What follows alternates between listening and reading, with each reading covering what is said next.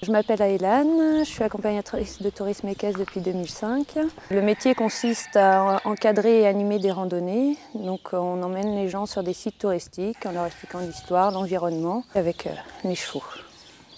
Je me suis orientée sur l'accompagnateur de tourisme équestre tout simplement parce que je voulais lier en fait ma passion du cheval avec ma passion sur l'environnement, sur la sauvegarde des espèces végétales et animales.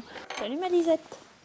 J'ai d'abord suivi un bac S option écologie agronomie qui m'a orientée après sur un BEA TEP, donc tourisme environnement, qui m'a duré 1 an et j'ai travaillé après en tant qu'animatrice professionnelle dans l'environnement. Je me suis orientée dans la filière équestre, donc j'ai passé l'ATE en 4 mois. Je me suis orientée donc après dans l'enseignement. La journée commence généralement vers 8 h, donc quand on arrive on nourrit les chevaux. On vérifie évidemment que tout le monde va bien et après on les sort, pour ceux qui sont en boxe, on les sort en paddock pour qu'ils puissent se dégourdir un peu les jambes. Et ceux qui sont au pré, on va les vérifier et les nourrir selon l'époque. En sortie, on s'occupe donc de leur habitat, de leur box, on nettoie donc les crottins, les abreuvoirs, on vérifie qu'ils aient bien mangé et on repaille. À partir de 10 h du matin, généralement, c'est là qu'arrivent les premiers clients, donc soit pour des randonnées à la journée ou pour 1 heure de promenade, ou des gens qui viennent faire des cours donc, pour s'initier à l'équitation. Donc Amy, tu vas prendre Bill, donc on met le colle et tu vas m'attendre, je vais aller avec David chercher son cheval et le mien. Donc on plie la longe en 2, on ne le regarde pas, on attend tranquillement à côté. Avec l'ATE, on peut donc ouvrir sa ferme équestre pour développer le tourisme vert.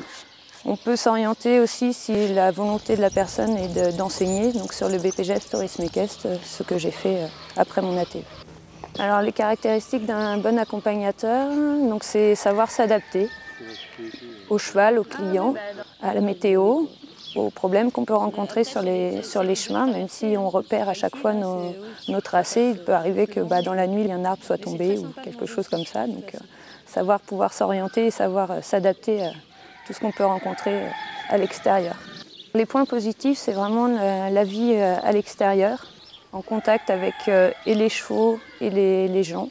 Donc un contact humain très important et un contact avec les chevaux puisque c'est aussi notre moyen de faire partager l'environnement extérieur.